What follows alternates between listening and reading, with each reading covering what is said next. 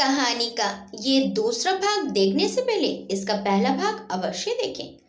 अधिराज अपने कमरे से तैयार होकर नीचे आकर सोफे पर बैठ गया। तभी सूरज और चुप्पी उसके पास आकर खड़े हो गए। अधिराज उन्हें देखकर अपनी एक आईब्रो ऊपर करके बोला, कुछ बोलना है? चुप्पी थोड़ा डरते हुए बोला, भाई वो लड़की क्या हमारी भाभी है? चुप्पी की बात सुनकर सूरज की आंखें बड़ी हो गई। वहीं अधिराज का चेहरा अभी एक्सप्रेशन लेस ही था। तभी अधिराज का मोबाइल ड्रिंक करने लगा। वो चुप्पी को बिना कुछ कहे अपना मोबाइल निकाल कर बात करने लगा। वहीं सूरज चुप्पी को आंखें दिखाकर चुप रहने का और आगे कुछ नहीं बोलने का इशारा करने लगा। सूरज का इशारा मिलते ही चुप्पी भी आगे कुछ नहीं बोला। तभी काका उन्हें खाना खाने के लिए बुलाते हैं। अधिराज ने एक नजर परी के कमरे की तरफ देखा, फिर उठकर डाइनिंग टेबल पर आकर बैठ गया। उसके साथ सूरज और चुप्पी भी आकर बैठ गए। अधिराज ने फिर से परी के कमरे की तरफ देखा। वो अपनी चेयर से उठने ही वाला था कि तभी उसकी नजर चुप्पी पर गई और उसे चुप्पी का सवाल याद आ गया। अधिराज फिर से अपनी चेयर पर बैठ गया और एक सर्वेंट को परी को बुलाने के लिए भेज दिया। थोड़ी ही देर में सर्वेंट परी को लेकर नीचे आ गया। अधिराज की नजर जैसे ही परी पर गई, वो देखता ही रह गया। आज परी कुछ अलग लग रही थी। पिंक कलर के सूट में वो बहुत प्यारी लग रही थी। परी चुपचाप आकर अपनी चेयर पर बैठ गई। सर्वेंट ने सबको डिनर सर्व किया। सब डिनर करने लगे, पर अधिराज परी को ही देख रहा था। आज वो बहुत शांत लग रही थी। सबके खाना खाने के बाद परी अपने कमरे में चली गई। वहीं अधिराज, सूरज और चुप्पी स्टडी रूम में जाकर कुछ बातें करने लगे। अधिराज सूरज और चुप्पी के साथ कुछ डिस्कस करके अपने कमरे में जाने लगा। तभी उसके कदम परी के कमरे के बाहर आकर रुक गए। उसने एक नजर परी के कमरे के बंद दरवाजे को देखा, फिर अपने कमरे की तरफ बढ़ गया। वो अपने कमरे में आकर बेड पर लेट गया, पर उसे नींद नहीं आ रही थी। वो बार बार करवटें बदल रहा था, पर नींद मानो आज उससे रूठ गई थी। हार कर वो बेड से उठ गया और अपने कमरे की बालकनी में जाकर उसने सिगरेट जला ली। वो लंबे लंबे कश ले रहा था। कुछ देर बाद सिगरेट खत्म हो गई, पर वो अभी बेचैन था। उसने घड़ी देखी तो रात के 2 बज रहे थे। उसने फिर से एक सिगरेट निकाली और उसे अपने मुंह में रखकर जलाने लगा। तभी उसके कानों में एक आवाज आई, ज्यादा सिगरेट पीने से आपको कैंसर हो सकता है। अधिराज ने आवाज सुनकर आवाज की दिशा में देखा तो बगल वाले कमरे के बालकनी में परी खड़ी थी, पर उसकी नजरें अधिराज पर ना होकर अंधेरी रात में चमकते चांद पर थी। वहीं अधिराज उसे इस वक्त बालकनी में देखकर हैरान था। अधिराज ने परी को देखते हुए अपने मुंह से सिगरेट निकाल कर फेंक दी और वो भी चांद को देखने लगा। कुछ देर दोनों के बीच शांति रही। फिर अधिराज ने अपनी नजरें चांद से हटा ली और परी को देखा, जो अभी भी चांद को ही देख रही थी। अधिराज परी को देखकर बोला, तुम सोई नहीं? परी बोली, नींद नहीं आ रही है। ये बोलते वक्त भी वो चांद को ही देख रही थी। अधिराज उसे देखकर बोला, चांद ज्यादा ही पसंद है? अधिराज की बात सुनकर परी अभी भी चांद को देखते हुए बोली, हाँ। अधिराज परी से अपनी नजरें हटाकर चांद को देखकर बोला, क्यों? परी अधिराज की तरफ देखकर बोली, क्योंकि वो मेरी तन्हाई का साथी है। परी की बात सुनकर अधिराज की नजरें भी उस पर चली गई, पर अब परी फिर से चांद को देखने लगी। अधिराज परी को देखकर बोला, परेशान क्यों हो? अधिराज की बात सुनकर परी की नजरें अपने आप अधिराज पर चली गई। वहीं अधिराज जो उसे पहले से ही देख रहा था, इसी वजह से दोनों की नजरें आपस में टकरा गई। दोनों एकटक एक दूसरे को देखने लगे। अधिराज और परी एक दूसरे की आंखों में ही खोए हुए थे। अधिराज परी की नीली आंखों में वो अकेलापन और दर्द देख पा रहा था। वहीं परी अधिराज की काली गहरी आंखों में डूबती जा रही थी। तभी अधिराज अचानक कमरे से चला गया। परी को कुछ समझ नहीं आया कि अधिराज को क्या हुआ। फिर उसे लगा कि शायद नींद आ गई होगी। परी फिर से चांद को देखने लगी। परी अभी बालकनी में ही खड़ी थी कि तभी उसे लगा जैसे उसके बगल में कोई खड़ा है। उसने अपनी गर्दन घुमाकर देखा तो अधिराज खड़ा था। अधिराज को अचानक अपनी बालकनी में देखकर परी शौक हो गई। परी अधिराज से बोली, आप यहाँ क्यों? मेरा मतलब है कैसे? अधिराज ने परी का हाथ पकड़कर अपने करीब खींच लिया। अधिराज के ऐसा करने से परी उसके एकदम करीब आ गई और उसके हाथ अधिराज के सीने पर आ गए। परी अपनी आंखें बड़ी बड़ी करके अधिराज को देखने लगी। अधिराज भी उसे ही देख रहा था। उसने अपने हाथों से परी की कमर को पकड़ लिया। अधिराज की नजदीकी से परी के दिल की धड़कन बढ़ गई, जिस वजह से परी के माथे पर पसीना आने लगा। अधिराज उसे देखकर समझ गया कि वो डर रही है। अधिराज ने बिना कुछ बोले अब उसे अपने सीने से लगा लिया और अपने एक हाथ को उसकी पीठ पर रख दूसरे हाथ से उसके बालों को सहलाने लगा। अधिराज के इतने करीब होने से परी का पूरा बदन कांपने लगा। उसके दिल की धड़कन और भी बढ़ गई। वो ऐसे ही खड़ी रही। अधिराज का दिल भी जरूरत से ज्यादा धड़क रहा था। परी को सीने से लगाकर उसे बहुत अच्छा लग रहा था। अधिराज परी के बालों को कुछ देर तक सहलाता रहा। जब परी का कांपना बंद हो गया और अधिराज को लगा कि परी शांत हो गई, तब वो परी को लेकर बालकनी में रखी चेयर पर बैठ गया। अब दोनों कुछ इस तरह बैठे थे कि अधिराज चेयर पर था और परी उसकी गोद में अधिराज के सीने से सिर लगाए बैठी थी और अधिराज का एक हाथ परी की कमर पर था तो दूसरा हाथ अभी भी उसके बालों को सहला रहा था। कुछ देर ऐसे ही रहने के बाद अधिराज को परी एकदम शांत लगी तो उसने झुक कर देखा तो परी सो गई थी। अधिराज ने धीरे से उसे अपनी बाहों में उठाया और कमरे के अंदर लाकर बेड पर लिटा दिया और सोई हुई परी को देखने लगा। वो उसके सिर पर हाथ फेरकर मन में बोला, पता नहीं ये मैंने क्यों किया, पर मुझे आज तुम्हें सीने से लगाकर बहुत सुकून मिला और शायद तुम्हें भी, इसलिए तो तुम इतना सुकून से सो गई। यही सब सोचने के बाद अधिराज परी को ब्लैंकेट से कवर कर उसके कमरे से निकलकर अपने कमरे में चला गया। पर कोई था जिसने अधिराज को इतनी रात को परी के कमरे से बाहर निकलते देख लिया था। अधिराज अपने कमरे में आकर बेड पर लेट गया। उसे परी अभी अपनी बाहों में ही महसूस हो रही थी, इसीलिए उसे भी जल्दी नींद आ गई। अगली सुबह अधिराज की आंख खुली तो सूरज की तेज रोशनी फैली हुई थी। उसने अपने मोबाइल में टाइम देखा तो सुबह के 8 बज चुके थे। वो जल्दी से बेड से उठकर बाथरूम की तरफ बढ़ गया। कुछ देर बाद परी अधिराज के कमरे में उसके लिए चाय लेकर आई और उसी वक्त वॉशरूम का दरवाजा खुला और अधिराज शावर लेकर बाहर निकला। अधिराज को देखकर परी शॉक हो गई। उस वक्त अधिराज ने सिर्फ एक टॉवल कमर पर बांध रखा था और वो अपने एक हाथ से अपने गीले बाल झाड़ते हुए बाहर निकला था। उसके शरीर पर पानी की कुछ बूंदें फिसल रही थी। वहीं परी की नजर अधिराज के बदन पर टिक गई।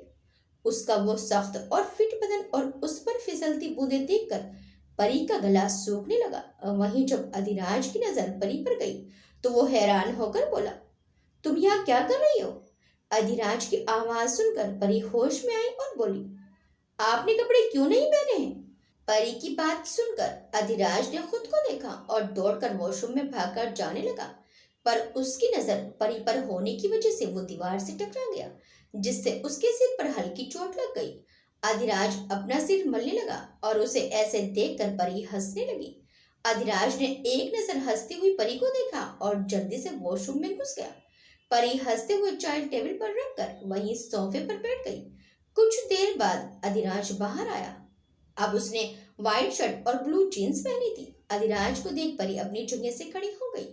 अधिराज उसे देखकर बोला, तुम मेरे कमरे में क्या कर रही हो? अधिराज की बात सुनकर परी उसके सामने चाय का कप करके बोली, चाय पी लीजिए, नहीं तो ठंडी हो जाएगी। अधिराज चाय का कप लेकर सोफे पर बैठकर चाय पीने लगा। वो एक सिप लेकर बोला, अब बताओगी तुम मेरे कमरे में क्या कर रही हो? परी मुस्कुराकर बोली, मैं तो यहाँ बस आपको चाय देने आई थी, आपको ऐसे नंगू पुंगू देखने नहीं आई थी। परी की बात सुनकर अधिराज को खांसी छूट गई। अधिराज को खांसता देखकर परी जल्दी से उसके पास आकर उसकी पीठ सहलाने लगी। अधिराज की पीठ सहलाते हुए परी को ध्यान ही नहीं रहा कि वो अधिराज के कितने करीब है। वहीं परी को अपने इतने करीब देखकर अधिराज के दिल की धड़कन बढ़ गई थी। वो बस उसे देखने लगा। जब परी को एहसास हुआ कि वो अधिराज के कितने करीब है तो वो झट से पीछे होने लगी और जल्दी जल्दी में फिसल कर गिरने लगी। तभी अधिराज ने उसे कमर से पकड़ लिया। अधिराज ने परी को उसकी कमर से पकड़ा हुआ था और परी ने गिरने से बचने के लिए अधिराज के कंधों को पकड़ा हुआ था। दोनों एक दूसरे की आंखों में देख रहे थे। तभी चुप्पी अधिराज के कमरे में आया। चुप्पी ने जब अपने सामने का नजारा देखा तो शौक हो गया। वहीं अधिराज की नजर जब चुप्पी पर गई तो उसने जल्दी से परी को अच्छे से खड़ा कर दिया। अधिराज की परी को खड़ा करने के बाद जब परी ने भी चुप्पी को देखा तो थोड़ा हड़बड़ा गई और वो जल्दी से कमरे से बाहर चली गई और चुप्पी बस उसे जाते हुए देख रहा था। तो अधिराज थोड़ा रूड आवाज में बोला, कुछ काम था क्या? इतना बोलकर अधिराज सोफे पर सही होकर बैठ गया और अपनी चाय पीने लगा। अधिराज की आवाज सुनकर चुप्पी अधिराज की तरफ देखने लगा और बोला, हाँ वो। इतना बोलकर वो रुक गया। अधिराज उसके रुकने पर उसे देखने लगा तो चुप्पी अपने बाल खुजाते हुए बोला, भाई मैं क्या बोलने आया था वो तो मैं भूल ही गया। चुप्पी की बात सुनकर अधिराज ने उसे घूरा तो चुप्पी जल्दी से वहां से भाग गया। यहाँ परी किचन में आकर काका की काम में मदद करने लगी। परी काका की मदद करते वक्त उनसे बातें भी कर रही थी। काका और परी ने मिलकर नाश्ता तैयार कर दिया तो सर्वेंट्स ने जाकर सारा नाश्ता टेबल पर लगा दिया। इतने में अधिराज भी तैयार होकर नीचे आ गया। सूरज और चुप्पी भी बाहर आ गए और वो तीनों डाइनिंग टेबल पर बैठ गए। अधिराज ने देखा कि परी अभी नाश्ता करने के लिए बाहर नहीं आई तो वो उसे बुलाने के लिए काका को कहने ही वाला था कि परी भी आकर डाइनिंग टेबल पर बैठ गई।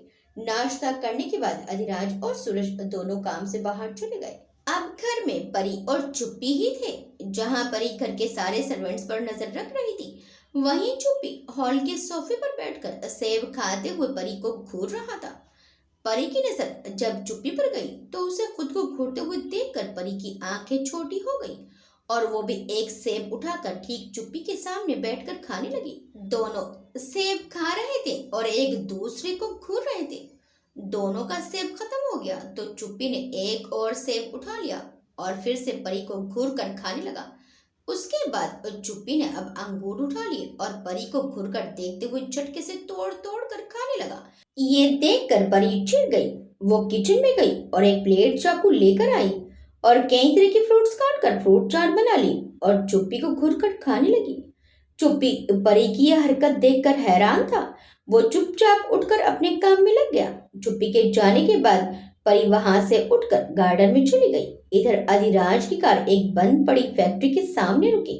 अधिराज एक नजर सब जगह घुमाकर सूरज के साथ कार से उतरा। इस वक्त वो और सूरज ही थे।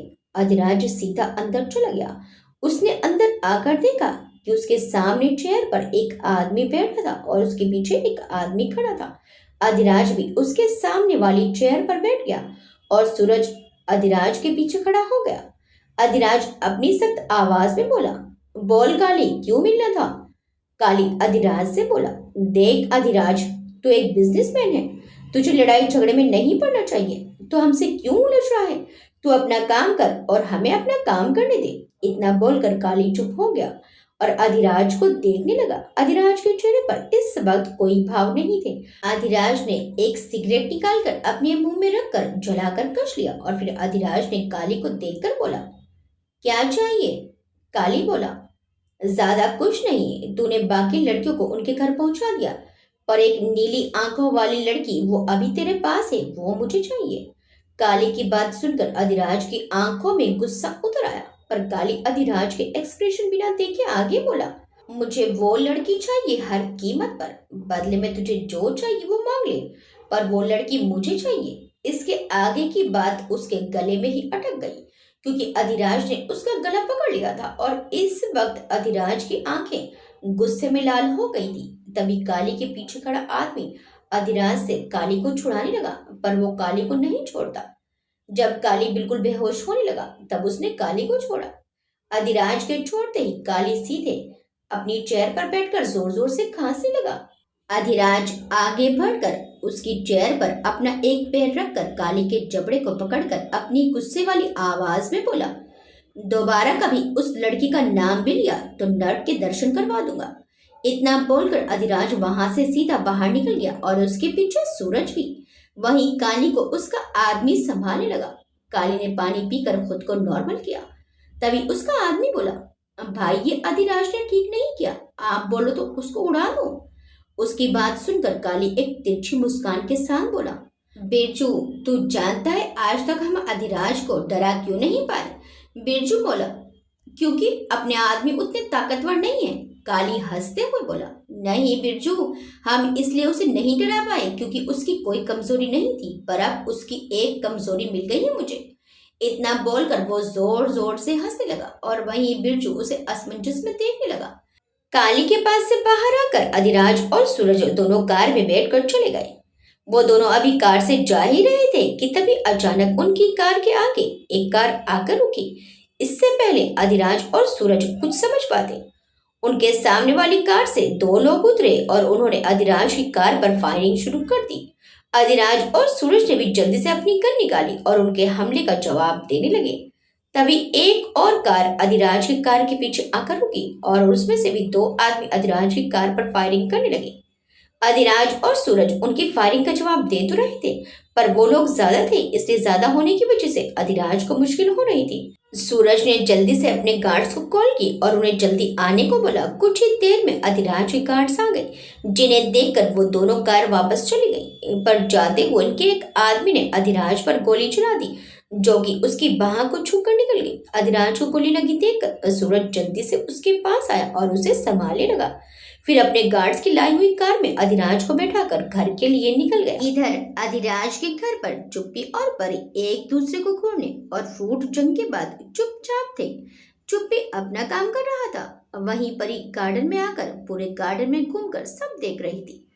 पर कोई था जिसकी नजर परी पर थी और उसने परी की एक फोटो लेकर किसी को भेज दी और किसी को फोन करके बोला, भाई आप सही थे, अधिराज ने उस लड़की को अपने घर पर रखा है। उसकी बात सुनकर सामने वाला कुछ नहीं बोला तो उस आदमी ने फोन रख दिया और वहां से चला गया। परी इन सबसे अनजान गार्डन में घूम रही थी।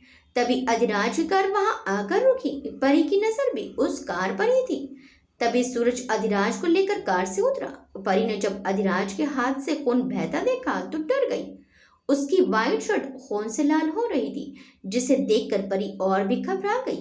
और सूरज अधिराज को घर के अंदर लेकर आया और उसे उसके कमरे में पहुंचा दिया। परी भी गार्डन से दौड़ते हुए उनके पीछे अधिराज के कमरे में आ गई थी। चुप्पी भी आ गया था और साथ में उन्होंने डॉक्टर को फोन करके बुला लिया था और सूरज ने अधिराज को बेड पर लिटा दिया। परी जल्दी से अधिराज के पास आई और बोली, ये आपको क्या हुआ? परी का सवाल सुनकर सब उसे देखने लगे। अधिराज ने परी को देखा। इस वक्त उसके चेहरे पर अधिराज के लिए फिक्र साफ दिख रही थी। सूरज परी से बोला, वो बस चोट लग गई। सूरज की बात सुनकर परी अधिराज के पास आकर उसका हाथ देखने लगी। फिर परी सूरज से बोली, सूरज भाई क्या आप काका से गर्म पानी मंगवा देंगे? परी के मुंह से सूरज भाई सुनकर सूरज को कुछ समझ नहीं आया। फिर वो अपना सिर झटक कर जल्दी से नीचे गया। परी अधिराज का हाथ पकड़कर देखने लगी। अधिराज परी को ही देख रहा था। तभी परी ने अधिराज से पूछा, बहुत दर्द हो रहा है क्या? अधिराज ने नाम में सिर हिला दिया। परी ने देखा कि अधिराज के चेहरे पर इतनी चोट के बाद भी कोई दर्द नहीं दिख रहा था। परी एकदम से अधिराज की शर्ट के बटन खोलने लगी। ये देखकर अधिराज से पहले चुप्पी बोला, तुम ये क्या कर रही हो? परी अधिराज की शर्ट का आखिरी बटन खोलते हुए बोली, दिख नहीं रहा है क्या? परी का जवाब सुनकर चुप्पी चिढ़ गया पर कुछ नहीं बोला और डॉक्टर को देखने नीचे चला गया। परी ने अधिराज की शर्ट उतार दी और अधिराज को लगे घाव को देखने लगी। अधिराज परी को ही देख रहा था। तभी सूरज भी गर्म पानी लेकर आ गया। परी जल्दी से एक साफ कपड़ा लेकर उसे गर्म पानी में डुबोकर अधिराज के घाव को साफ करने लगी। परी को अपनी इतनी फिक्र करता देखकर अधिराज को अपने दिल में एक अलग ही खुशी महसूस हो रही थी। परी ने अधिराज का पूरा घाव साफ कर दिया। तभी चुप्पी डॉक्टर को लेकर कमरे में आया। डॉक्टर के आते ही परी अधिराज का हाथ छोड़कर साइड हो गई, पर परी के हाथ छोड़ने से अधिराज को अच्छा नहीं लगा। डॉक्टर ने अधिराज के घाव पर दवाई लगाकर पट्टी बांध दी और कुछ दवाई लिखकर दे दी। घाव को पानी में ना भिगोने का बोलकर डॉक्टर चला गया। सूरज दवाई लेने के लिए चुप्पी को अपने साथ लेकर कमरे से बाहर चला गया। अब कमरे में सिर्फ अधिराज और परी ही थे। परी अधिराज को देखकर बोली, अब आपको कैसा लग रहा है? परी का सवाल इग्नोर करके अधिराज ने खुद ही उससे सवाल किया, तुम्हें मेरी इतनी फिक्र क्यों है? अधिराज का सवाल सुनकर परी कुछ पल के लिए चुप हो गई, फिर बोली, आपने भी तो मेरा इतना ख्याल रखा था। अधिराज बिना एक्सप्रेशन के बोला, तुम्हें उस वक्त मेरी वजह से चोट लगी थी। अधिराज का जवाब सुनकर परी चुप हो गई। अधिराज अभी परी को ही देख रहा था, जिससे परी का दिल तेजी से धड़कने लगा। उसके चेहरे पर शर्म की लाली आ गई। वो अधिराज की नजरों से बचने के लिए कमरे से बाहर जाने लगी। तभी अधिराज बोला, मुझे भूख लगी है। अधिराज की बात सुनकर परी के कदम रुक गए और वो याद उसके जहन में घूम गई। जब वो हॉस्पिटल में थी तब उसने भी अधिराज को ऐसे ही कहा था। परी ने पलटकर अधिराज को देखा। अभी भी उसके चेहरे पर कोई एक्सप्रेशन नहीं था। परी बोली, जी मैं कुछ लाती हूँ आपके खाने के लिए। इतना बोलकर परी अपने होंठों पर एक प्यारी सी स्माइल लेकर कमरे से बाहर चली गई। वहीं परी के जाते ही अधिराज के होठों के कोने भी थोड़े मुस्कुरा उठे, पर जल्दी ही वो फिर से अपने अवतार में वापस आ गया। परी मुस्कुराते हुए नीचे आकर सीधा किचन में जाकर अधिराज के खाने के लिए कुछ बनाने लगी। वहीं एक कमरे में सूरज बैठा था और चुप्पी परेशान होकर कमरे में चक्कर लगा रहा था। सूरज चुप्पी को देखकर बोला, चुप्पी तुझे देखकर मुझे चक्कर आ रहे हैं, बैठ जा, अब क्यों इतना परेशान हो रहा है। सूरज की बात सुनकर चुप्पी उसके पास आकर बोला, तूने देखा नहीं भाई उस लड़की को कैसे देखते हैं, और तो और तूने वो नहीं देखा जो मैंने देखा। चुप्पी की बात सुनकर सूरज उसे हैरानी से देखकर बोला, क्या देखा तूने। चुप्पी सूरज को देखते हुए धीमी आवाज में बोला, मैंने कल आधी रात को भाई को उस लड़की के कमरे से बाहर आते देखा था। चुप्पी की बात सुनकर सूरज की आंखें हैरानी से बड़ी हो गई और वो बोला, क्या। चुप्पी चिढ़कर बोला, अबे बहरा है क्या, बोला तो सही, कल आधी रात को मैंने भाई को उस लड़की के कमरे से बाहर आते। अबे गधे, ये सुना मैंने, पर तू रिपीट क्यों कर रहा है। चुप्पी की बात बीच में काट कर सूरज बोला। सूरज की बात सुनकर चुप्पी मुंह बनाकर बोला, तो फिर क्या, क्यों बोला था। सूरज अपने सिर पर हाथ मारकर बोला, अरे वो तो बस मैं रिएक्शन दे रहा था। चुप्पी आगे बोला, और पता है तुझे, मैं जब सुबह भाई के कमरे में गया था तब मैंने देखा भाई ने उस लड़की को अपने हाथ से ऐसे पकड़ा हुआ था। चुप्पी किसी को कमर से पकड़ने का एक्शन करते हुए ये सब बता रहा था। चुप्पी की बात सुनकर सूरज कुछ सोचते हुए बोला, कहीं भाई सच में उस लड़की को पसंद तो नहीं करने लगे। सूरज की बात सुनकर चुप्पी भी सोच में पड़ गया। यहाँ पर ही अधिराज के लिए दलिया लेकर उसके कमरे की तरफ जाने लगी। अधिराज अभी भी बिना शर्ट के अपनी बेड पर बैठा मोबाइल चला रहा था। तभी परी उसके कमरे में दलिया का बॉल लेकर आई। परी को कमरे में आते देखकर अधिराज ने अपना मोबाइल बेड पर ही साइड में रख दिया। परी लेम टेबल पर दलिया रखकर अधिराज से बोली, आप दलिया खा लीजिए, फिर आपको दवाई भी लेनी है। परी की बात सुनकर अधिराज ने बस अपना सिर हिला दिया। अधिराज दलिया का बॉल उठाकर खाने की कोशिश करने लगा, पर उसके हाथ में दर्द होने लगा। ये देखकर परी ने उसके पास आकर उसके हाथ से बाउल ले लिया। परी बाउल लेकर अधिराज से बोली, मैं खिला देती हूँ। अधिराज ने फिर से बिना कुछ बोले अपना सिर हिला दिया। परी अपने हाथ से अधिराज को दलिया खिलाने लगी। अधिराज को दलिया खिलाने के बाद परी कमरे से बाहर जाने लगी तो अधिराज बोला, रुको। परी ने पलट कर देखा और बोली, जी कहिए, कुछ और काम है। अधिराज ने उसे कुछ पल देखा, फिर ना में सिर हिला दिया तो परी वहां से चली गई। अधिराज उसे जाते हुए देखता रहा। अधिराज चाहता था कि परी उसके पास ही बैठी रहे, पर उसे कोई बहाना नहीं मिला, इसलिए उसने परी को जाने दिया। परी के जाने के बाद अधिराज बेड से खड़ा हो गया और वार्डरोब से अपनी शर्ट निकाल कर पहन ली। फिर वहीं टेबल पर रखे पानी के जग को उठाकर गिलास में पानी डालकर पी लिया। दरवाजे पर खड़े सूरज और चुप्पी अभी हैरान थे। जो अधिराज कुछ देर पहले अपने हाथ से खाना नहीं खा पा रहा था, अब उसी हाथ से दूसरे बड़े काम आराम से कर रहा था। दरअसल अधिराज खुद भी खा सकता था, उसके हाथ में इतनी भी चोट नहीं लगी थी, पर वो चाहता था कि परी उसे अपने हाथ से खिलाए, इसलिए उसने ये ड्रामा किया था। पर सूरज और चुप्पी को ये बात हजम नहीं हो पा रही थी। चुप्पी और सूरज ने एक दूसरे को देखा, फिर अधिराज को। फिर चुप्पी सूरज को खींचते हुए वहां से लेकर चला गया। चुप्पी सूरज को खींचते हुए कॉरिडोर में लेकर आया। सूरज चुप्पी से हाथ छुड़ाते हुए बोला, चुप्पी तू क्या कर रहा है। चुप्पी सूरज को देखकर बोला, देखा ना भाई कैसे उस लड़की के लिए नाटक कर रहे हैं, मैं बोल रहा हूँ भाई पक्का उसे पसंद करने लगे हैं। सूरज बोला, हाँ ठीक है, अगर भाई सच में उस लड़की को पसंद करते हैं तो अच्छी बात है। सूरज की बात सुनकर चुप्पी उसे घूरते हुए बोला, क्या तू उस लड़की को जानता है, क्या तू जानता है कि लड़की कैसी है, कहीं वो भाई को फंसा तो नहीं रही, कहीं उसे भाई के किसी दुश्मन ने तो नहीं भेजा। चुप्पी के सवाल सुनकर सूरज परेशान होकर बोला, अरे बस कर, चुप्पी, कुछ देर को चुप्पी लगा ले, मैं उसके बारे में सब पता करता हूँ। सूरज की बात सुनकर चुप्पी गहरी सांस लेकर बोला, याद रखना, भाई को पता नहीं चलना चाहिए कि हम उस लड़की के बारे में पता कर रहे हैं। चुप्पी इतना बोला ही था कि उसके कानों में एक कड़क आवाज आई, उस लड़की का नाम परी है। आवाज सुनकर सूरज और चुप्पी की सांसें अटक गई। दोनों ने बड़ी हिम्मत करके पीछे मुड़कर देखा तो उनके पीछे कुछ दूरी पर अधिराज खड़ा उन्हें घूर रहा था।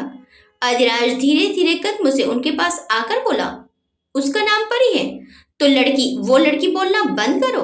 अधिराज की बात सुनकर सूरज और चुप्पी कुछ नहीं बोले। वहीं अधिराज के चेहरे पर इस वक्त भी कोई भाव नहीं थे। अधिराज दोनों को देखकर बोला, डिनर के बाद तुम दोनों मुझे टेरेस पर मिलना। इतना बोलकर अधिराज बिना उनकी कोई बात सुने वहां से चला गया।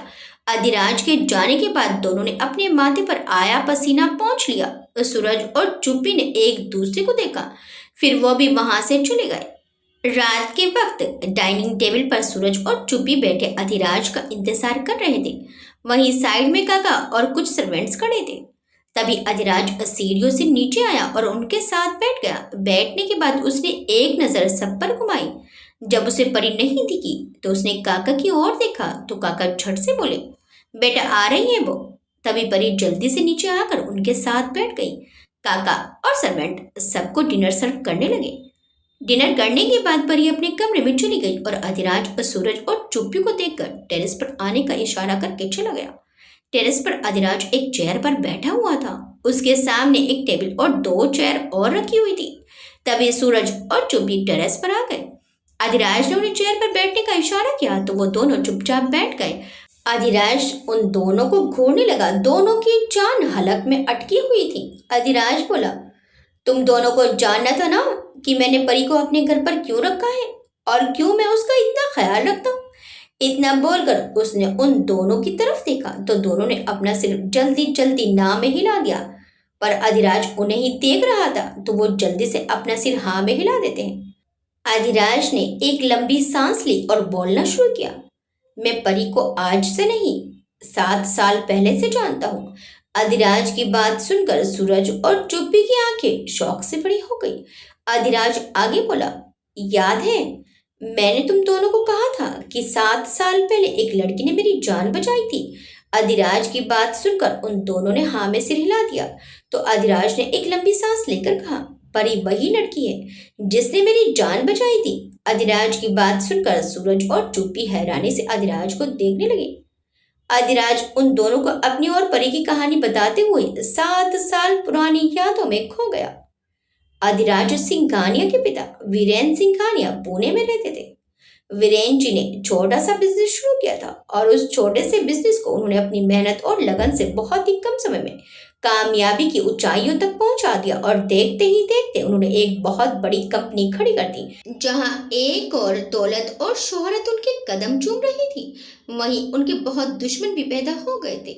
एक रात अधिराज अपने पिता वीरेंद्र जी और माँ साक्षी जी के साथ सूरत में एक शादी अटेंड करने के लिए गए हुए थे। जब वो शादी अटेंड कर होटल से बाहर निकलकर एयरपोर्ट के लिए निकले तो उनके दुश्मनों ने उन पर हमला कर दिया। वीरेंद्र जी के बॉडीगार्ड्स उस हमले का जवाब देने लगे। वीरेंद्र जी ने अधिराज को किसी तरह करके बचाकर वहां से भगा दिया, पर वो खुद को और साक्षी जी को नहीं बचा पाए। सारे बॉडीगार्ड्स भी घायल हो गए थे और कुछ मारे गए थे। हमलावरों ने जब देखा कि अधिराज भाग रहा है तो वो उसके पीछे भागने लगे। चारों तरफ गुप्त अंधेरा था और 20 साल का अधिराज सुनसान गलियों में भाग रहा था और 2 आदमी उसके पीछे भाग रहे थे। अधिराज को बहुत चोटें लगी थी और वो पूरा पसीने से भीगा हुआ था। पसीने की वजह से उसके बाल उसके माथे पर चिपके हुए थे। उसकी ब्लू शर्ट पूरी गंदी हो गई थी और उसके हाथ में लगी चोट से खून बह रहा था। अधिराज भागते भागते एक घर के पास पहुंच गया और घर के अंदर आकर गार्डन में छुप गया। अधिराज वहीं बैठकर अपनी तेज चलती सांसों को नॉर्मल कर रहा था। तभी वहां 14-15 साल की एक लड़की आई। अधिराज उसे देखकर छुप गया। तभी वहां वही 2 आदमी आए। उन दोनों ने लड़की से पूछा, ए लड़की, यहाँ कोई लड़का आया क्या? लड़की उन्हें देखकर बोली, जी नहीं, यहाँ कोई नहीं आया। वो दोनों आदमी उस लड़की को ध्यान से देखने लगे। तभी वहां उस लड़की के पापा आ गए। वो आदमी उसके पापा को देखकर बोले, अबे तू, ये तेरा घर है? लड़की के पापा डरते हुए बोले, जी। उन दोनों में से एक बोला, चल तुझसे कुछ बात करनी है। लड़की के पापा लड़की को देखकर बोले, तुम यहीं रहना, कहीं मत जाना, मैं अभी आती हूँ। अपने पापा की बात सुनकर लड़की ने अपना सिर हाँ में हिला दिया। उसके पापा और वो आदमी वहां से चले गए। लड़की बोली, अब आप बाहर आ सकते हैं। लड़की की बात सुनकर अधिराज शॉक हो गया। तभी वो लड़की अधिराज की तरफ पलटी। अधिराज की नजर उसकी नीली आंखों पर अटक गई। लड़की अधिराज के पास आकर बोली, आप यहाँ मत छुपिए, वो लोग आपको पकड़ लेंगे, मेरे साथ चलिए, मैं आपको दूसरी जगह दिखाती हूँ। इतना बोलकर वो अधिराज को लेकर गार्डन की दूसरी तरफ आ गई। अधिराज को उसने दूसरी जगह छुपा दिया। वो वहीं छुप कर बैठ गया। लड़की भी उसके पास आकर बैठ गई। लड़की ने उसे देखा। अधिराज के चेहरे पर चोट लगी हुई थी और उसके चेहरे पर खून भी लगा हुआ था। लड़की ने अपना रुमाल निकाला और अधिराज का चेहरा साफ किया। तभी उसकी नजर अधिराज के हाथ पर लगी चोट पर गई, जिससे अभी भी खून निकल रहा था। लड़की ने यहाँ वहां देखा, फिर अपना दुपट्टा फाड़कर उसके हाथ पर लगी चोट पर बांध दिया। इस पूरे समय अधिराज बस उसे ही देख रहा था। वो बिना अधिराज की तरफ देखे बोली, आप मुझे ऐसे मत देखिए, मुझे नजर लग जाएगी। लड़की की बात सुनकर अधिराज ने अपनी नजर उस पर से हटा ली। लड़की अधिराज को देखकर बोली, ज्यादा दर्द हो रहा है क्या? अधिराज ने लड़की को देखकर ना में सिर हिला दिया। तो लड़की आगे बोली, यहाँ एक दूसरा रास्ता है जहाँ से आप भाग सकते हो, वहां आपको कोई नहीं देखेगा। इतना बोलकर वो अधिराज को उस रास्ते की तरफ लेकर चलने लगी। अधिराज बस उसे ही देख रहा था। लड़की ने अधिराज को जाने का इशारा किया तो अधिराज ने उसे देखकर पूछा, तुम्हारा नाम क्या है? लड़की उसे देखकर कुछ बोलने ही वाली थी कि पीछे से उसके पापा की आवाज आई, रानी बेटा कहाँ है तू? लड़की आवाज सुनकर जल्दी से बोली, आ रही हूँ पापा।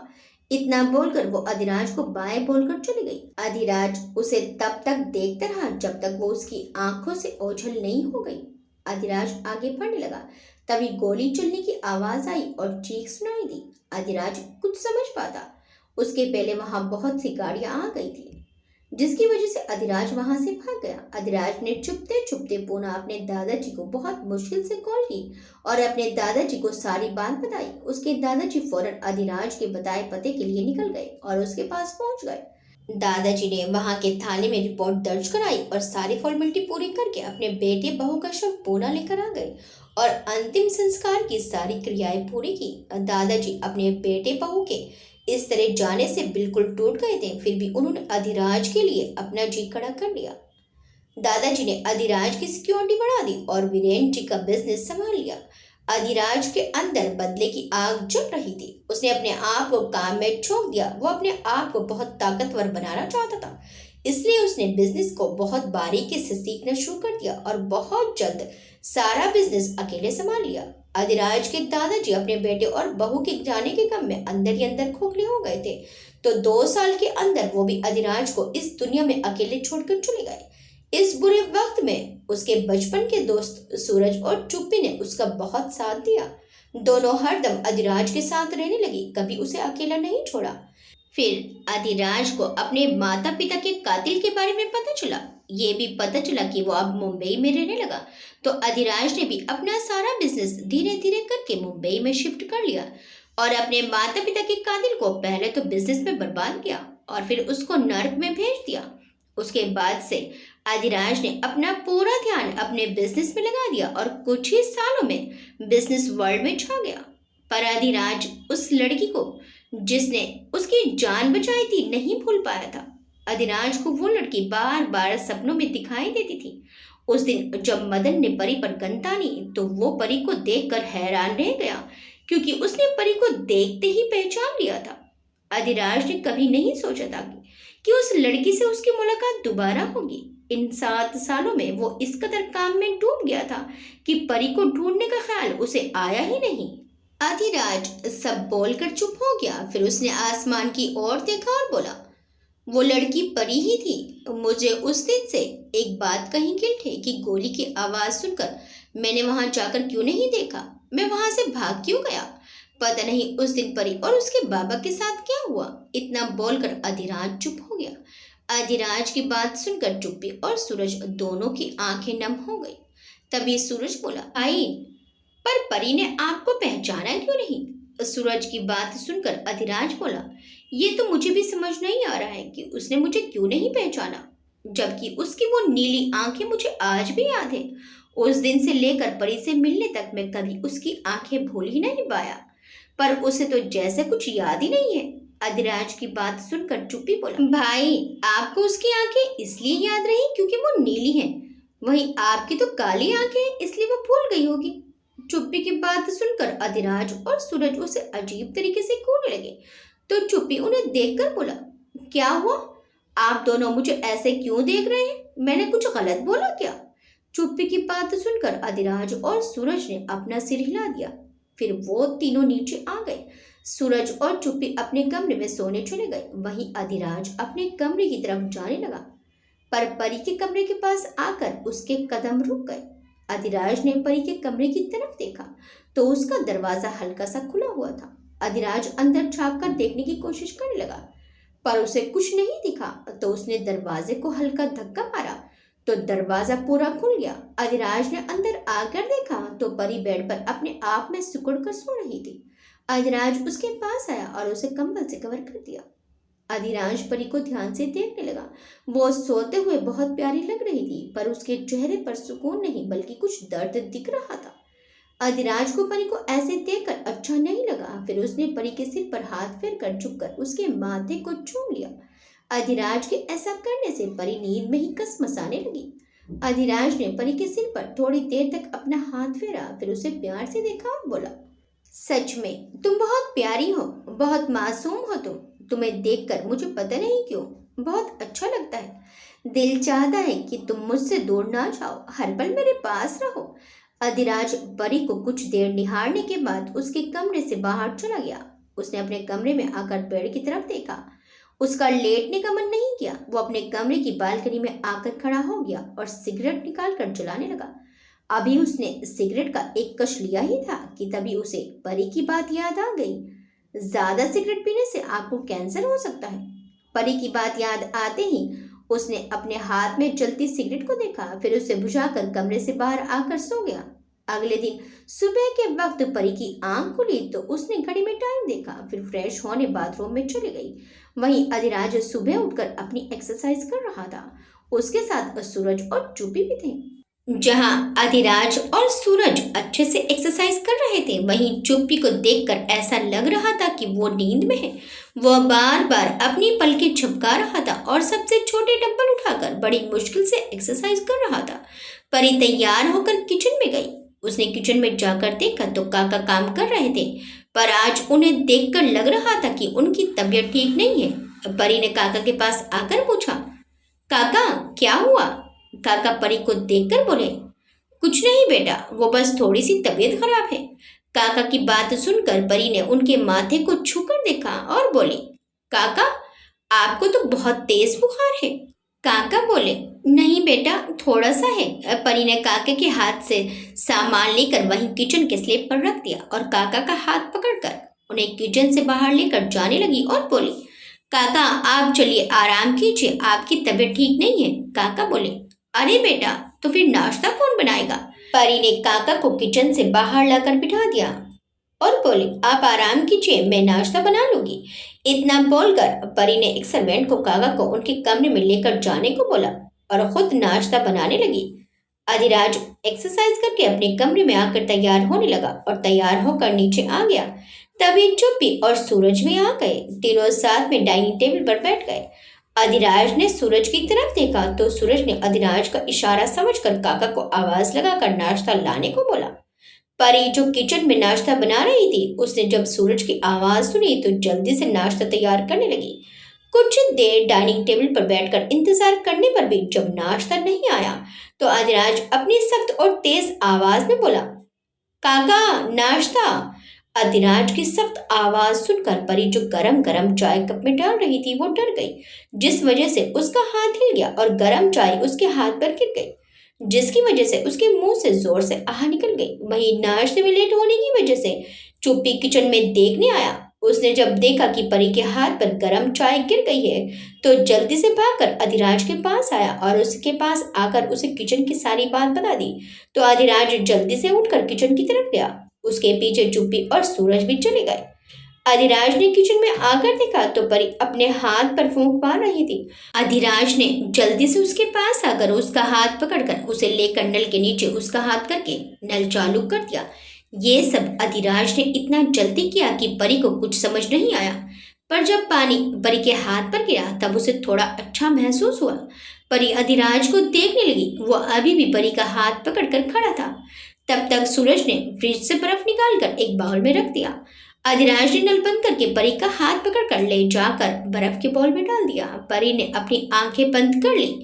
कुछ देर ऐसे ही रहने के बाद अधिराज परी को लेकर किचन से बाहर आ गया।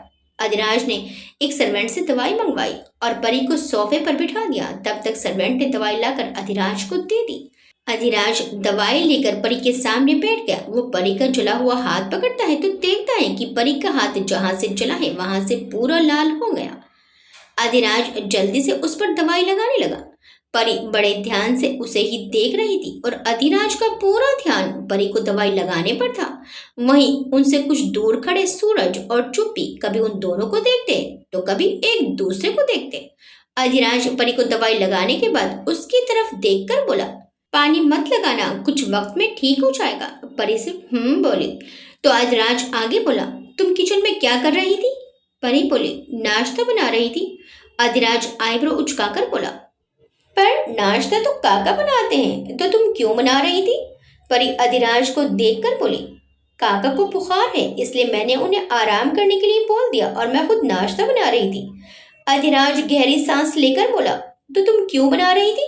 किसी और सर्वेंट से बोल दिया होता, वो बना देता। अधिराज की बात सुनकर परी बोली, काका ने कहा कि आपको किसी दूसरे के हाथ से बना खाना पसंद नहीं है। परी की बात सुनकर अधिराज बोला, जब मुझे किसी और के हाथ का बना खाना पसंद नहीं तो तुम बनाती और मैं खा लेता। अधिराज की बात सुनकर परी ने अपना सिर हाँ में हिला दिया। अधिराज थोड़ा हैरान होकर बोला, तुम्हें ऐसा क्यों लगा कि तुम बनाती और मैं खा लेता? अधिराज का सवाल सुनकर परी उसकी आंखों में देखते हुए बोली, मुझे पूरा भरोसा था कि आप मेरे हाथ का बना खा लेंगे। अधिराज भी उसकी आंखों में देखकर बोला, क्यों है इतना भरोसा? परी अभी भी अधिराज की आंखों में ही देख रही थी। वो उसकी आंखों में देखकर बोली, ऐसे ही, बस भरोसा था। अधिराज बोला, इतना भरोसा क्यों? परी बोली, क्योंकि मैं खाना बहुत अच्छा बनाती हूँ। परी की बात सुनकर अधिराज बस उसकी नीली आंखों में ही खो गया और परी भी अधिराज की काली गहरी आंखों में डूबती जा रही थी। उन दोनों को ऐसे एक दूसरे में खोया देखकर चुप्पी को चिढ़ होने लगी। वो उन दोनों को इग्नोर कर एक सर्वेंट को किचन से नाश्ता और चाय लाने को बोलकर डाइनिंग टेबल पर जाकर बैठ गया। सूरज उन दोनों को देख रहा था। जब उन दोनों ने अपनी नजरें नहीं उठाई तो फिर वो जानबूझकर खांसने लगा। उसके खांसने की आवाज सुनकर अधिराज और परी का ध्यान टूटा और दोनों सूरज को देखने लगे। सूरज अधिराज से बोला, भाई चलिए नाश्ता कर लीजिए। सूरज इतना बोलकर वहां से डाइनिंग टेबल पर आकर बैठ गया। अधिराज परी को लेकर नाश्ता करने डाइनिंग टेबल पर आकर बैठ गया। एक सर्वेंट आकर सबको नाश्ता सर्व करने लगा। सब नाश्ता करने लगे। वहीं परी ने अपने हाथ को देखा जो जल गया था और अब उस पर दवाई भी लगी हुई थी। उसने अपने सामने रखे आलू के पराठे को देखा और मन में बोला, पहले पता होता कि हाथ चलने वाला है तो कुछ और बना देती जो चम्मच से खा सकते। फिर गहरी सांस लेकर बोली, अब इसे कैसे खाऊं? फिर भी वो अपना हाथ बढ़ाकर खाने की कोशिश करने लगी पर उससे नहीं हो पा रहा था। जब अधिराज की नजर परी पर गई तो वो उसकी कोशिश देखकर समझ गया कि वो खा नहीं पाएगी। इससे पहले अधिराज उसे खिलाने के लिए हाथ आगे बढ़ाता, उसके पहले ही एक हाथ परी के मुंह के सामने निवाला लिए हुए था। परी और अधिराज दोनों ने देखा तो वो हाथ चुप्पी का था। परी हैरानी से चुप्पी को देख रही थी। वहीं अधिराज जलती हुई आंखों से उसे घूर रहा था। उसका बस चलता तो वो अपनी आंखों से ही चुप्पी को जला देता। परी उसके हाथ के निवाले को भी हैरानी से देख रही थी। फिर वो अपनी आंखें छोटी करके उसे घूरने लगी। परी को खुद को अपनी तरफ ऐसा घूरता देखकर चुप्पी जल्दी से बोला, अरे तुम्हारा हाथ जल गया है तो तुम खा नहीं पाओगी इसलिए खिला रहा था, पर तुम तो मुझे ऐसे घूर रही हो जैसे इस नाश्ते की जगह तुम मुझे खाओगी। चुप्पी की बात सुनकर परी को अजीब लगा और उसने मुंह बनाकर उसे देखा। वहीं चुप्पी की आवाज सुनकर सूरज भी उसकी तरफ देखने लगा। जब उसने चुप्पी की हरकत देखी तो उसकी नजर चुप्पी से हटकर अधिराज पर चली गई। सूरज ने जब अधिराज को देखा तो उसकी भी सांसें अटक गई। सूरज ने जल्दी से चुप्पी का हाथ पकड़कर नीचे किया और बोला, अगर मरना नहीं चाहता तो ये सारी हरकतें बंद कर। सूरज की बात सुनकर चुप्पी चिढ़कर बोला, क्या भाई आप भी, अब मैंने क्या कर दिया? इतना बोलते ही उसकी नजर अधिराज पर गई जो गुस्से से उसे घूर रहा था। अधिराज की आंखें देखकर चुप्पी की आवाज उसके गले में ही अटक गई और वो उम्मीद भरी नजरों से सूरज को देखने लगा, जैसे बोल रहा हो कि बचा लो। और सूरज ने उसे देखकर नाम में अपनी गर्दन हिला दी। चुप्पी ने रोनी सूरत बनाकर अधिराज को देखा, पर अधिराज को तो जैसे कोई फर्क नहीं पड़ रहा था। वो अभी भी अपने चेहरे पर कठोर भाव रखकर उसे घूर रहा था। तभी उसे परी की आवाज सुनाई दी, उसे बाद में घूर लीजिएगा, पहले मुझे नाश्ता खिला दीजिए। परी की बात सुनकर अधिराज के साथ सूरज और चुप्पी भी उसे देखने लगे। जहां अभी अधिराज के चेहरे पर कठोर भाव थे, अब परी को देखकर वो भाव गायब हो गए और अब अधिराज का चेहरा नॉर्मल लग रहा था। वहीं परी भी उसे किसी छोटे बच्चे की तरह देख रही थी जिसे बहुत भूख लगी हो। अधिराज ने अपने हाथ से निवाला तोड़कर परी की तरफ बढ़ा दिया, जिसे परी ने मुस्कुराकर खा लिया। वहीं अधिराज का नॉर्मल भाव देखकर चुप्पी और सूरज ने राहत की सांस ली। अधिराज ने परी को उसका पूरा नाश्ता खिला दिया। सब नाश्ता करके अपने अपने काम के लिए निकल गए। अधिराज परी को अपना ख्याल रखने का बोलकर अपने ऑफिस के लिए निकल गया। परी घर में अकेली बोर हो रही थी तो वो काका को देखने उनके कमरे में चली गई। परी ने काका को खाना खिलाकर दवाई दे दी, फिर उनके साथ बैठकर बातें करने लगी। वहीं ऑफिस में अधिराज अपनी चेयर पर बैठा हुआ था। तभी सूरज अंदर आया और अधिराज के सामने खड़ा हो गया। अधिराज उसे देखने लगा तो सूरज बोला, भाई कोई आप पर नजर रख रहा है। अपने घर के बाहर बहुत बार किसी अजनबी को देखा गया है। सूरज की बात सुनकर अधिराज कुछ सोचकर बोला, घर की सिक्योरिटी बढ़ा दो। सूरज बोला, भाई आपकी भी सिक्योरिटी बढ़ा दूं? अधिराज बोला, नहीं। अधिराज की बात सुनकर सूरज थोड़ा परेशान होकर बोला, पर भाई। अधिराज उसकी बात बीच में काट कर बोला, वो मुझ पर नहीं सिर्फ घर पर नजर रख रहा है। अधिराज की बात सुनकर सूरज उसे देखने लगा तो अधिराज आगे बोला, उसे सिर्फ घर के बाहर देखा गया है। अब सूरज को अधिराज की बात समझ में आ गई तो उसने अपना सिर हिला दिया। अधिराज और सूरज अभी बात कर ही रहे थे कि तभी चुप्पी अंदर आया। चुप्पी अंदर आकर अधिराज के सामने खड़े होकर बोला, भाई मुझे कुछ पता चला है। चुप्पी के ऐसे अचानक केबिन में आने से अधिराज और सूरज अभी उसे देख ही रहे थे। तभी उसकी बात सुनकर अधिराज अपनी आईब्रो ऊपर करके चुप्पी को देखने लगा तो चुप्पी जल्दी से बोला, भाई वो काली का खास आदमी रमन परी को ढूंढ रहा है। चुप्पी की बात सुनकर अधिराज के चेहरे के भाव चेंज हो गए। सूरज कुछ सोचते हुए बोला, भाई कुछ तो गड़बड़ है। उस दिन काली भी परी को ही मांग रहा था और अब रमन भी परी को ही ढूंढ रहा है। सूरज की बात सुनकर अधिराज अपनी चेयर से अपना सिर लगाकर कुछ सोचने लगा। उधर काली के अड्डे पर काली अपनी चेयर पर बैठा हुआ था और उसके सामने एक दूसरा आदमी खड़ा था। काली उसे देखकर बोला, बोल क्या खबर है? वो आदमी बोला, भाई वो लड़की अधिराज के घर पर ही है, अधिराज के साथ ही रहती है। अधिराज के अलावा उसके साथ सूरज और चुप्पी भी रहते हैं। उसकी बात सुनकर काली अपनी ठुंडी पर हाथ फेर कर बोला, आखिर अधिराज ने उस लड़की को अपने घर में क्यों रखा है? मैं तो आइडिया ही लगा रहा था, पर कहीं अधिराज का सच में उस पर दिल तो नहीं आ गया। और कुछ दिन नजर रखो और सिक्योरिटी पे भी नजर रखो। और एक बात, क्या लड़की कभी बाहर निकलती है? आदमी बोला, भाई वो कभी घर से बाहर नहीं जाती है, उसे सिर्फ घर के गार्डन तक ही देखा गया है। इतना बोलकर वो चुप हो गया तो काली ने उसे एक नोटों की गड्डी देकर जाने का इशारा किया। उस आदमी के जाने के बाद काली मुस्कुराते हुए बोला, अधिराज अधिराज ये तूने क्या कर दिया? शाम के वक्त परी घर के बाहर गार्डन में बैठी हुई थी। वो गार्डन के फूलों को देख रही थी। उसका मन आज बहुत बेचैन था। वो खुली हवा में बैठकर खुद के बेचैन मन को शांत करने की कोशिश कर रही थी। वहीं कोई था जो उस पर नजर रखे हुआ था। उसने परी की एक फोटो अपने मोबाइल के कैमरे में कैद की और किसी को भेज दी और इन सब बातों से अनजान परी अभी वहीं बैठी हुई थी। तभी परी को वहां एक तितली दिखाई दी। तितली देखने में बहुत खूबसूरत थी। उसके पंखों पर अलग अलग रंग के बिंदु बने हुए थे जो उस तितली को और आकर्षित बना रहे थे। परी उस तितली को देखकर खुश हो गई और उस तितली को पकड़ने के लिए धीरे धीरे उसकी तरफ बढ़ने लगी। परी चुपके से उस तितली को पकड़ने ही वाली थी कि परी के पकड़ने से पहले ही वो तितली उड़ गई। परी भी उस तितली के पीछे भागने लगी। ऐसे ही पूरे गार्डन में परी तितली के पीछे भाग रही थी। तभी एक कार आकर रुकी जिसमें से बैक सीट से अधिराज बाहर निकला, ड्राइविंग सीट से सूरज और उसकी बराबर वाली सीट से चुप्पी बाहर निकला। अधिराज की नजर जब गार्डन में तितली के पीछे भाग रही परी पर गई तो वो उसे देखने लगा। परी को हंसते हुए उस तितली के पीछे भागते हुए देखकर अधिराज बस उसमें खो गया। तभी काका जो किचन में काम कर रहे थे उन्होंने अपना रेडियो ऑन कर दिया जिस पर गाना चल रहा था। ओ करम खुदाया है, तुझे मुझसे मिलाया है, तुझ पे मर के ही तो मुझे जीना आया है। आदिराज बस परी को ही देख रहा था और चुप्पी सूरज उन दोनों को बारी बारी देख रहे थे। जैसे जैसे गाना आगे बढ़ रहा था वैसे वैसे ही अधिराज के दिल की धड़कन भी बढ़ रही थी। इधर चुप्पी सूरज के कान में धीरे से बोला, ये गाना तो भाई की सिचुएशन के लिए बिल्कुल परफेक्ट है। सूरज ने भी उसकी बात में सिर हिलाकर हामी भर दी। अधिराज धीरे धीरे परी की तरफ बढ़ रहा था और परी इस बात से अनजान अभी भी तितली को पकड़ने के लिए उसके पीछे भाग रही थी। अधिराज ठीक परी के पीछे जाकर खड़ा हो गया। अब परी जो तितली को पकड़ पकड़ कर थक कर हार मान कर वापस जाने के लिए पीछे पलटी तो सीधा अधिराज से टकरा कर नीचे गिरने ही वाली थी। पर उससे पहले परी गिरती अधिराज ने अपनी मजबूत बाहों से उसकी कमर को थाम लिया। परी जिसने गिरने के डर की वजह से अपनी आंखें बंद कर रखी थी, जब उसे लगा कि उसे किसी ने पकड़ा है तो उसने जल्दी से अपनी आंखें खोली।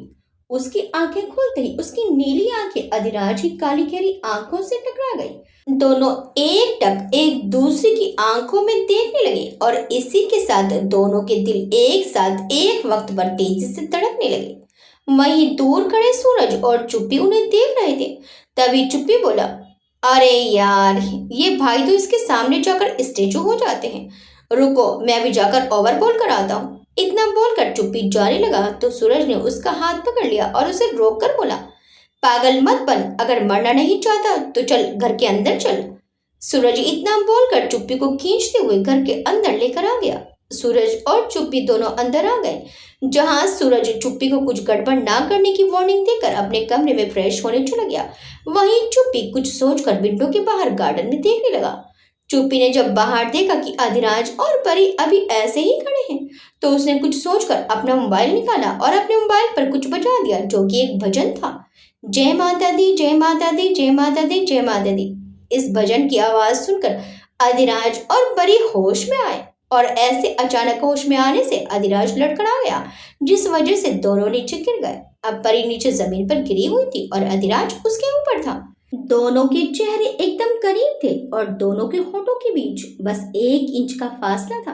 परी को अधिराज की सांसें अपने चेहरे पर महसूस हो रही थी। वहीं अधिराज की नजर परी के सुर्ख लाल होठों पर थी।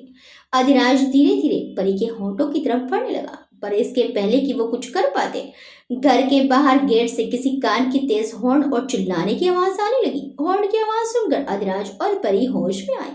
अधिराज ने जब ध्यान दिया कि वो अभी परी के ऊपर है तो वो झट से खड़ा हो गया। अधिराज ने पहले खुद के कपड़े ठीक किए, फिर परी को खड़ा करने के लिए अपना हाथ दिया। परी भी अधिराज का हाथ पकड़कर खड़ी हो गई और खुद के कपड़े ठीक करने लगी। अधिराज ने परी को एक नजर देखा जिसका चेहरा शर्म से लाल हो गया था। उसका लाल चेहरा देखकर अधिराज का दिल खुश हो गया। फिर वो अपने हाथों से परी के बालों को ठीक करने लगा। तभी अधिराज का एक गार्ड आया और उसके पास आकर बोला, सर, आपसे मिलने रमन आया है और उसके साथ कुछ और लोग भी हैं। उसकी बात सुनकर अधिराज की भौहें तन गई। वहीं रमन का नाम सुनकर परी के लाल हुए चेहरे का रंग उड़ गया। उसका चेहरा एकदम से सफेद पड़ गया। अधिराज ने अपने गार्ड की तरफ देखा और बोला, आने दो उसे अंदर। अधिराज की बात सुनकर वो आदमी गेट की तरफ चला गया। वहीं अधिराज जब परी को देखने के लिए पलटा तो थोड़ा चौंक गया। जहां अभी कुछ देर पहले उसका चेहरा लाल था, अब सफेद हो गया था, जैसे वो किसी से डर रही हो। वो बहुत घबरा रही थी। आगे क्या होगा? कौन है ये रमन और ये परी को क्यों हासिल करना चाहता है? रमन के साथ और कौन लोग आए हैं? परी रमन का नाम सुनकर क्यों डर गई थी? आपको ये कहानी कैसी लगी हमें कमेंट करके जरूर बताइएगा। वीडियो अच्छी लगी तो वीडियो को लाइक शेयर सब्सक्राइब करना मत भूलिएगा। मिलते हैं इस कहानी के अगले भाग में। Till then bye bye.